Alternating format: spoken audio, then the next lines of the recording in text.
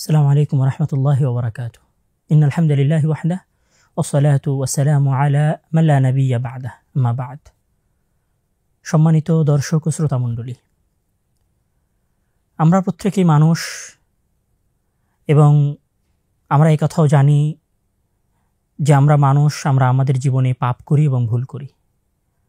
আমরা আমাদের জীবনে পাপের প্রাচীরের মধ্যে আবদ্ধ, এই কথাটা আমরা না মানলেও প্রকৃত সত্য। আমরা অনেক সময় হয়তো এরকম ভাবি যে আমি তো 5 ওয়াক্ত সালাত আদায় করি, আমি তো রমজান মাসের সিয়ামও রাখতেছি, তাহলে কি আমার কোনো ভুল আছে? আমার কি কোনো পাপ আছে? আমার কি কোনো গুনাহ আছে? আমি কি আমার প্রতিপালকের কোনো আদেশের সীমা লঙ্ঘন করেছি? আমার কোথাও গুনাহ হয়েছে কিনা? এই জিনিসটা না মনে করার কারণে আমরা অনেক সময় মহান আল্লাহ তাআলার কাছে ইস্তেগফার এবং ক্ষমা প্রার্থনা করা থেকে বিরত থাকি। সম্মানিত দর্শক মণ্ডলী, আমি যদি শুধু এতটুকু বলি যে ধরেন আপনি একটা ফেসবুক স্ক্রল করছেন, ফেসবুকের নিউজ ফিড, সেই নিউজ ফিড স্ক্রল করতে করতে আপনার সামনে একটা অপর্দাশীল মহিলার ছবি এসেছে, আপনি সেটার দিকে তাকিয়ে কিছুক্ষণ দেখেছেন, এটাও একটা অপরাধ, এটা একটা গুনাহ। আপনি আপনার ছাত্র জীবনে ছিলেন বা বর্তমান সময়ে আজকে সারাদিন আপনি একজন মানুষকে অনিচ্ছায় গালি দিয়ে ফেলেছেন, এটাও একটা গুনাহ। আপনি এরকম ছোটোখাটো অসংখ্য গুনাহ আছে যেটাকে আসলে আপনার দৃষ্টিতে গুনাহ মনে হয়নি, কিন্তু আপনি গুনাহ করে ফেলেছেন। আমরা কয়টা মিথ্যা কথা নিজেদের ইচ্ছা থেকে বলি, বরং আমাদের অধিকাংশ মিথ্যা কথাই আমাদের অনিচ্ছায় বা আমাদের চাওয়ার বাইরে বলে ফেলা হয়।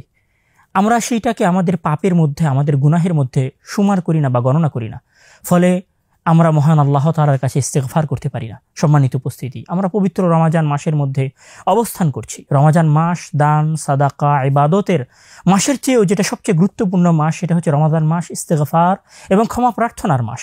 রাসূল সাল্লাল্লাহু আলাইহি ওয়াসাল্লাম বলছেন, রাগিমা আনফু রাজুলিন কাদিমা আলাইহি রমাদান সুম্মা সালাখা ক্বাবলা আন ইগফারা লাহু। ওই ব্যক্তির নাক ধুলোয় ধূসরিত হোক যার কাছে রমাজান মাস আসলো আর রমাজান মাস অতিবাহিত হয়ে গেল, কিন্তু সে ক্ষমা প্রার্থনা করতে পারলো না। আমরা ইবনে উমর রাদিয়াল্লাহু তাআলা আনহুর আরো একটি হাদিস থেকে জানি, যেখানে ইবনে উমর রাদিয়াল্লাহু তাআলা আনহু বলছেন যে কুননা নাউদ্দু লিরাসূলিল্লাহি সাল্লাল্লাহু আলাইহি ওয়াসাল্লাম 100 মাররাহ, মানে আমরা রাসূল সাল্লাল্লাহু আলাইহি ওয়াসাল্লামের একটা মজলিসে, একটা বৈঠকে রাসূল সাল্লাল্লাহু আলাইহি ওয়াসাল্লাম কয়টা ইস্তেগফার করেন আমরা সেটা গুনছিলাম। তো আমরা দেখেছি এক মজলিসে রাসূল সাল্লাল্লাহু আলাইহি ওয়াসাল্লাম 100-এরও অধিক ইস্তেগফার করেন। সম্মানিত উপস্থিতি, রাসূল সাল্লাল্লাহু আলাইহি ওয়াসাল্লাম যদি মাসুম হওয়ার পরেও একটা মজলিসে 100-এরও বেশি ইস্তেগফার করে, আমার এবং আপনার জীবনে অসংখ্য গুনাহ রয়েছে যেগুলো আমরা জানিও না হয়তো। যেমন আমি বললাম যে ফেসবুকে স্ক্রল করতে গিয়ে যদি কোনো উলঙ্গ মহিলার ছবি আসে, আমরা টেলিগ্রাম ইউজ করি, আমরা অনেক সময় ইউটিউব ইউজ করি, আমরা অনেকেই ইমো ইউজ করি, যেগুলোতে আমরা অনেকেই স্ন্যাপচ্যাট ইউজ করি, যেগুলো অনেকের আইডিতেই বেপর্দা মহিলার ছবি আসে, যেগুলো একটা গুনাহ। আমাদের মিথ্যা কথা বলাও গুনাহ, আমাদের আরেকজনকে অন্য কথা বলে ধোঁকা দেওয়াও গুনাহ, আমি আরেকজনের গীবত করছি সেটাও গুনাহ। কিন্তু আসলে আমরা আমাদের এই সকল গুনাহের মাঝে কয়টা গুনাহের মাফ, ক্ষমা মহান আল্লাহ তাআলার কাছে চেয়ে নিতে পেরেছি। সম্মানিত উপস্থিতি, আমরা রমাজান মাসের মধ্যে অবস্থান করছি। রমাজান মাস ইস্তেগফারের মাস, ক্ষমা প্রার্থনার মাস। আসুন আমরা এই মাসে ক্ষমা প্রার্থনা করি এবং ক্ষমা প্রার্থনার কাজে রমাজান মাসকে ব্যবহৃত করি। যদি রমাজান মাসে আমরা ক্ষমা না নিয়েই রমাজান মাস অতিবাহিত করে ফেলি, তাহলে রাসূল সাল্লাল্লাহু আলাইহি ওয়াসাল্লামের ভাষায় আমি একজন ব্যর্থ মুমিন, আমি একজন ব্যর্থ মুসলিম, আমি একজন ব্যর্থ দিনদার ব্যক্তি যে মহান আল্লাহ তাআলার কাছে ক্ষমা চেয়ে নিতে পারেনি।